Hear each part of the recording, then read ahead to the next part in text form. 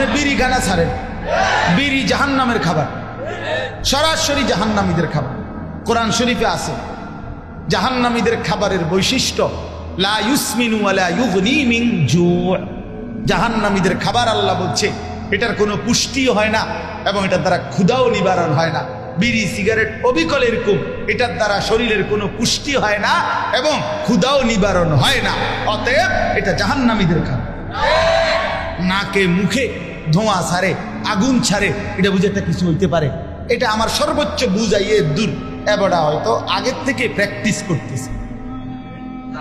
হ্যাঁ, মানে আগের থেকে আগুনের একটা অভ্যাস থাকলে পরে যখন ফুল আগুনে ডুববে এটার দ্বারা সুবিধা হবে। কি জানে, আমার তো কিছুটা অভ্যাস আগের থেকেই আছে, আর নাহলে অনেক একটু বাড়াইয়া দিছে আর আগুন।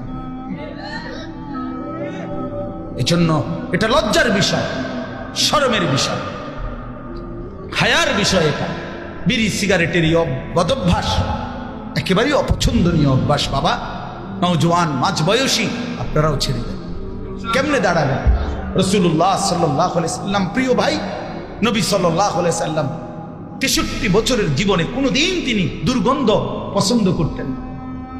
নবী সাল্লাল্লাহু আলাইহি সাল্লাম ঘামের গন্ধ সহ্য করতেন না, কাঁচা পেঁয়াজ কাঁচা রসুনের গন্ধ সহ্য করতেন না। নবী সাল্লাল্লাহু আলাইহি সাল্লাম বলছে, তিনটি জিনিস দুনিয়াতে আমার সবচেয়ে প্রিয়। আহাব্বুল আশিয়া ইলাইয়া সালাসা, তিন জিনিস আমি নবীর কাছে দুনিয়াতে সবচেয়ে প্রিয়। এর মধ্যে এক নাম্বার হলো আত্তিব, সুগন্ধি আতর। এক নাম্বার নবীজির প্রিয় ছিল। নবী সাল্লাল্লাহু আলাইহি সাল্লাম সরওয়ারে দু আলম যে রাস্তা দিয়ে হাঁটতেন, একটু পরে কেউ আসলে বুঝতো মুহাম্মদ আরবি এই রোড দিয়ে গেছেন।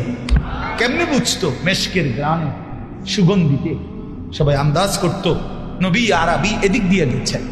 আল্লাহ নবীর ঘাম মোবারকের দিকে সাহাবীরা অপেক্ষায় থাকতো। পবিত্র ঘামের এক ফোঁটা ঝরলে সেইটুকু ঘাম নিয়ে তারা আতর মেশক হিসাবে ব্যবহার করত। এত সুগন্ধিময় যিনি, তার সামনে সুপারিশের জন্য এই বিড়িওয়ালা মুখ লইয়া কেমনে দাঁড়াবে? কথা বলেন না কেন? হ্যাঁ, হাসরের ময়দান কি সুপারিশের কোনো নিয়ম কানুন নাই? অনেকেই না না নিয়ম কানুন, অনেকেই বুঝছে আমি আমার গুনাহ আমি করতে থাকি, নবী আছে গেলেই জান্নাত। আরে বাপরে, এটা কে বললো বলেন? আপনি কইছেন তো? কে কই জিগার? আপনি নাই গের, আপনি জিগার না। কথা বলেন।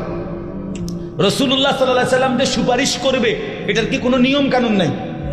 কথা বলেন না। কোন আইন কানুন আসেনি তো? তাইলে অবশ্যই আইন কানুন আছে, অবশ্যই নিয়ম কানুন আছে। নিয়ম কানুন থাকবে না কেন?